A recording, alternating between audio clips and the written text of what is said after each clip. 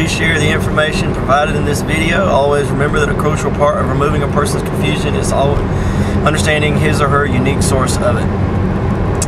I'm in my car today because I'm in a hurry and I don't have a lot of time to do a video at home, and I won't necessarily be able to look at the camera too much, but hopefully this will still be a good video, or at least somewhat decent, which is about the best I can ever do.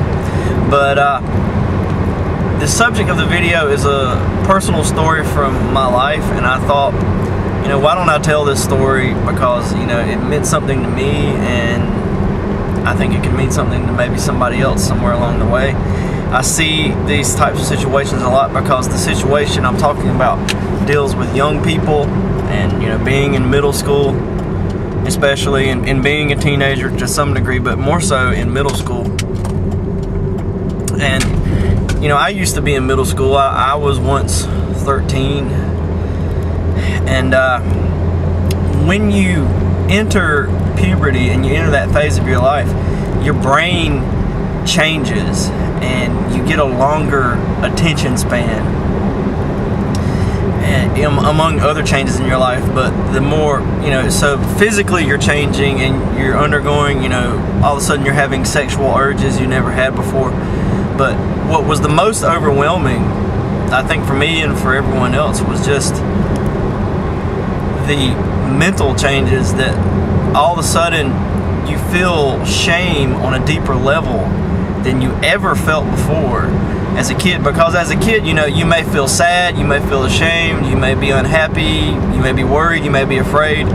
Give it 5 minutes, you forgot about it, and you're thinking about playing with your toys, or some cartoon you like, or something like that. You're easily distracted from anything and everything. Ultimately, you don't really focus on anything. But when you get into middle school, your brain changes, and you're not an adult. Your attention span is nowhere near what it will be when you get older, but it's a lot longer, and it scares you.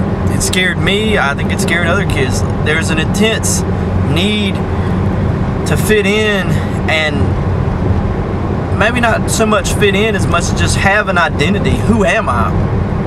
Is a question that really, really, really is troubling, because you really don't know. You don't know what you really believe in or care about, or what kind of person you are, and you try out different things for yourself. As a boy, you try out being tough, you try out being cool, you're going to be into rock and roll, this band, that band, you're going to be country, you're going to be, wearing a black leather jacket, you're going to be, it can be anything. And it usually, 90% of the time, it doesn't work,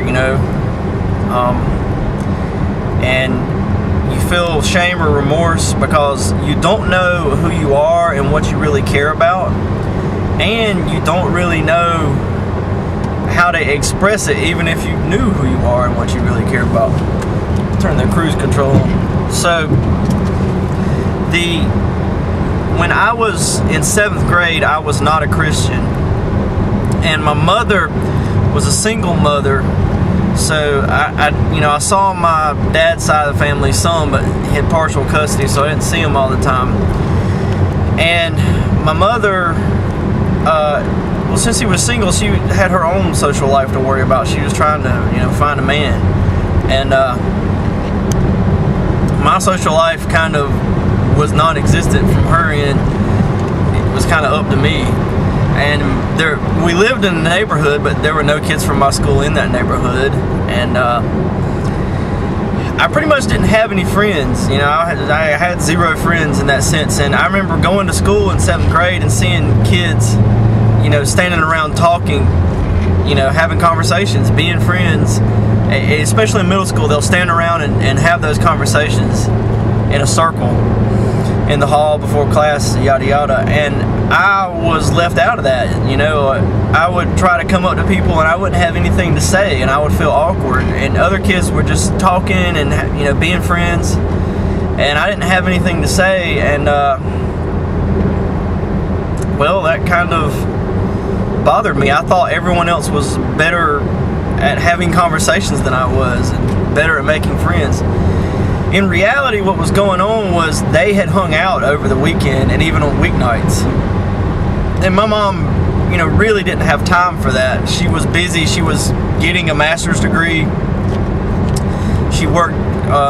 She was a teacher in middle school at a different school, and she was single, trying to find a man. So I mean, I would get picked up after school at like 5, sometimes after 5 o'clock, just sitting there by myself waiting. You know, and other kids were hanging out, you know, doing stuff. And when she did take me to someone else's house, it was because she was friends with that person's mom, you know, and like the mom was babysitting me basically. Or I would even be better friends with, like, my mom was on the Georgia College dance team. I like would hang out with those people and like know them, you know, instead of like kids from my class and stuff. And which was kind of, it was a different situation for me. But ultimately what it meant was I was really an uncool kid who didn't fit in, because people were just freaked out by me, and I wanted to fit in really bad in that middle school phase, and I didn't, and it was bad. There was one kid who was kind of a mean kid who actually lived in my neighborhood, and I would hang out with him when I could, and he would be my friend like when I was at home, you know, and I could hang out with him. But like when we went to school, he would be the number one guy who wasn't my friend. I remember sitting down to lunch at the lunch table where all the guys from the class were sitting down, and he said, "Oh, y'all been sitting with us," and like he got up and sat at a different table, and everyone got up and sat at a different table with him, you know. So I mean, it was like that, you know. I was just not acceptable, you know, to talk to. I was a nerdo, and it wasn't for anything other than no one really knew me or ever hung out with me. I can remember one, and I went to a private school, so it was like extremely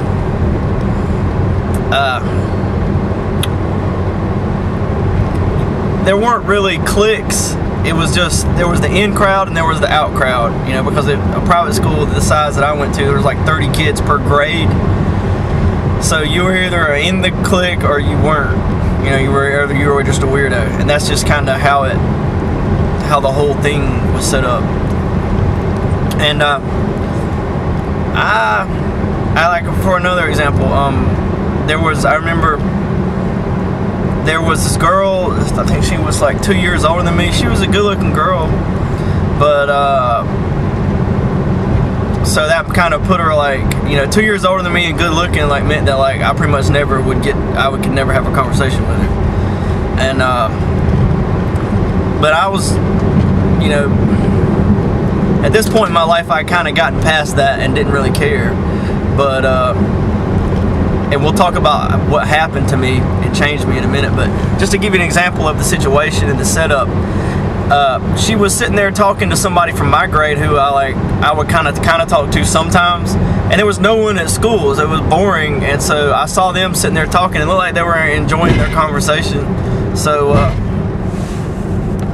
I just casually walked over there and just kind of stood there listening, hoping I could join in or say something. And she looked up at me. She was sitting down, I was standing up. Said, "Who are you? How dare you stand next to me? You don't get to talk to me. You understand?" You know. So I remember at that time in my life, see, I was in 8th grade at that time, but I was blown away by like the sheer, I really don't want to talk to you if that's your attitude. But anyway, what happened after 7th grade,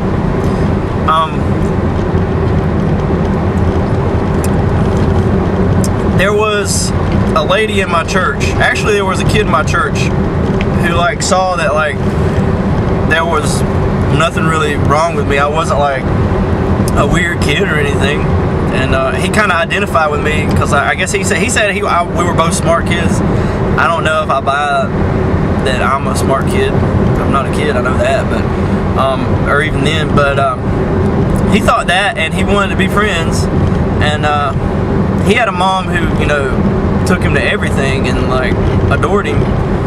And she was happily married, you know, and she had, you know, plenty of free time for that stuff. And she just came to my mom and was just like, you need to get your son to play baseball on our baseball team. So his name was Ryan, and like his dad coached baseball at the Little League, so they just insisted I play baseball. And like, I wasn't very good at sports, which I guess made me not cool on top of everything else, because like in private school, they pushed you to play sports because there's not many people at the school to fill the teams, and so it's kind of important that you play. And so the adults will kind of push you to play, and you're like, you know, an irresponsible person if you're not filling the roster. But I didn't even know how to throw. Like, my dad never taught me to throw a ball. Like, I can distinctly remember when I was 6 years old, my dad teaching me how to change the drum brakes on the back of the Pontiac Grand Prix, and taking his time and making sure I knew how to do it. But did he teach me to throw a baseball? No, because he didn't care about that stuff. That was just goofing off, you know. He wanted to teach me important things.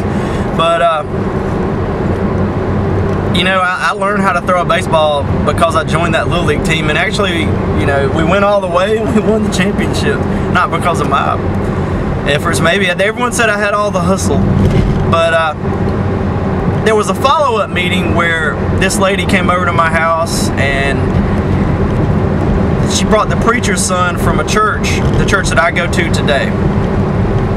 And we hadn't really done church. My mom, you know, church was not part of her life.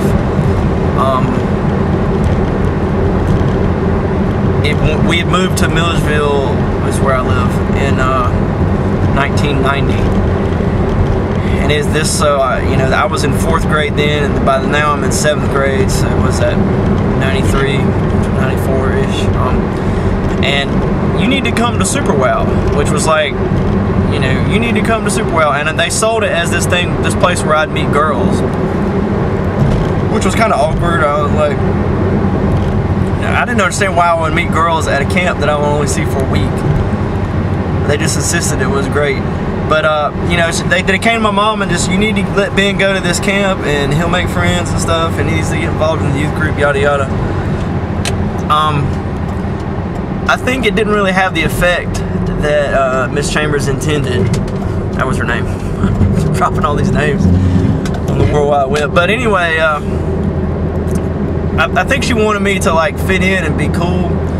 But what happened was I became a Christian, and I was confronted with the gospel. And I'd been to church like when I went to my dad's over throughout all my young life on the weekends, like especially when I was really young. I mean, he took me to church every single Sunday, and I ignored absolutely everything that was taught to me. Absolutely the entire time. I listened to nothing the whole time, and just tried to think about how much I didn't want to be there and go to sleep, you know. And then like my grandma stopped letting me go to sleep. I was never listening, and I just never cared like about religion or religious questions. But when I got confronted with the gospel that night, I think it was July 5th, 1994, I think I didn't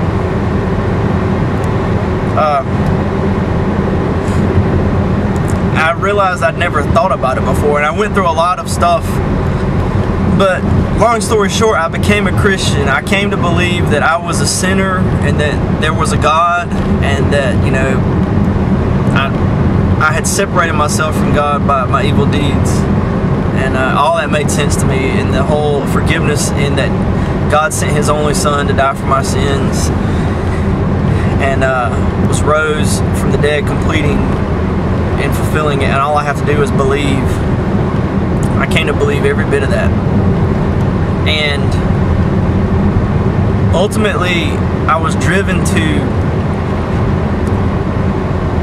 this struggle in my life because I was so desperate to be cool and to fit in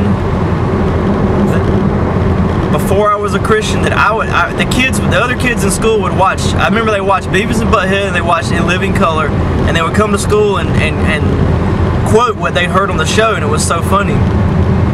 And I would actually overhear them. My mom didn't allow me to stay up and watch the stuff, but I would overhear them and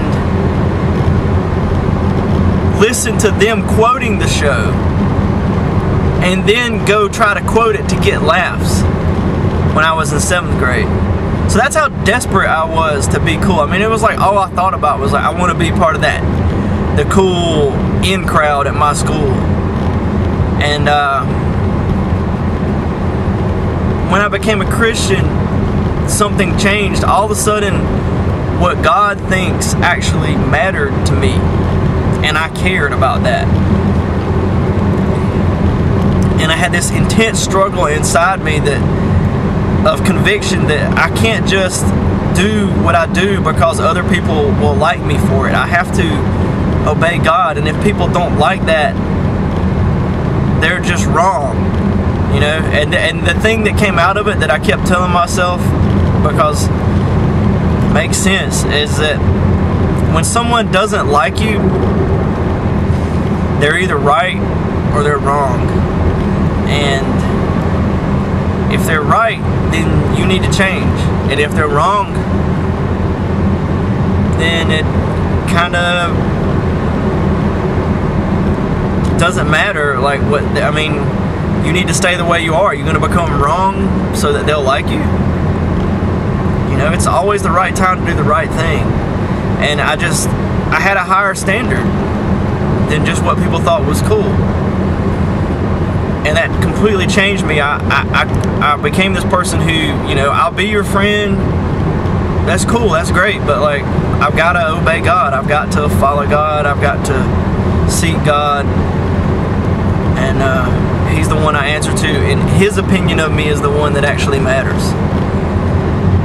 And I don't know how it happened, but throughout the course of my high school years, you know, especially going into 8th grade and then into 9th grade and 10th grade, everyone changed.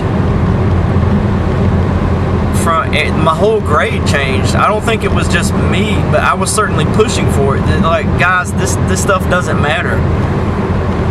You know, you can just treat people like people, and they don't have to be, you know, part of your accepted cool club. And I remember there were certain kids that were new to the school who were like immediately part of the cool club for a variety of reasons, and they were like, why can't I be friends with Ben? This is dumb. I remember there was one fella, that was his whole, he was like, yeah, I can be friends with Ben, and there's no reason I can't be. My name's Ben, though. But by the time I graduated, like, everyone had come around to, like, you know, a different viewpoint. I don't know if it was the 90s or what, you know, and I just was totally okay with the fact that I wasn't on the football team. I mean, I was a skateboarder because that was more fun to me, and I still am a skateboarder. And I just, none of that stuff, like, mattered. Like, I was okay with, like, if you want to play football, that's cool, you know, and, like, you can do that, and there's nothing wrong with that. But, like, it was just this whole vibe that, like, I guess you have to, or, you know, to be accepted, or, like, you know, dumb ideas that people, and opinions people have of you, like, if they really are dumb, like, they don't matter. And oddly enough, you know, I got to college, and I found that everybody was the same way. Like, people just, it seemed like people just kind of grew out of all that cool club cliquishness in high school. Because when I got to college, like, no one was that way. Like, you could be friends with someone based on what that, you know, if that person was a good friend or not. And strangely enough, when I got to youth group and I started helping out with youth ministry after I'd been in college for a few years, it was like it all came back. And it was like the people, the adults that run youth ministry were like middle school kids in the way they were very interested in the cool club and the cool points. It's strange because now that I'm in youth ministry, I'm like a weirdo because I make time to talk to the uncool kids. Because I actually, you know, want to talk to them and care that they're there. And I have a hard time understanding this phenomenon. It's strange to me. I'm still trying to figure it out. Like, why does youth ministry attract people who are stuck in the cool club mindset? I don't know, you know. But I mean, I've seen it over and over again, especially with youth ministers. They're, you know, if it's a good-looking girl, he's got time to talk to her. If If it's not a good looking girl, he can come up with a million reasons why it's not worth his time. And there'll be like only real difference between the two.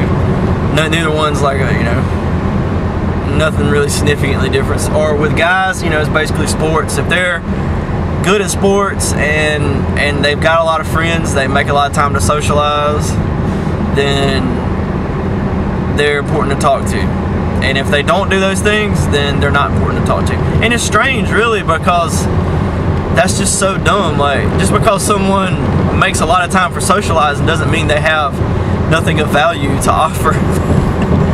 That's pretty dumb. Like, in fact, really, people who don't make time for socializing probably will do important things with their lives, instead of just playing sports and, socializing. They'll probably do something that matters in life. But, yeah, and I'm like a weirdo for making time for those kids. And we've got kids from the projects that are coming to our youth group now, and it's like I'm the only guy that wants to talk to them. It feels that way. It'd be their friend. I don't know. I know people have a hard time connecting anyway and feel awkward anyway, but all that who's in and who's out, who's cool and who's not stuff, like, man, that stuff, I can't believe people are still worried about that stuff. But there's no moral to this story beyond the one I told you. If people don't like you and they think there's something wrong with you, they're either right or they're wrong. And if they're right, then you need to change. And if they're wrong, then you need to stay exactly the way you are. And they need to change. What matters is what God thinks. Only God's never wrong. Hope you found this video informative and enjoyable. Thank you for your time.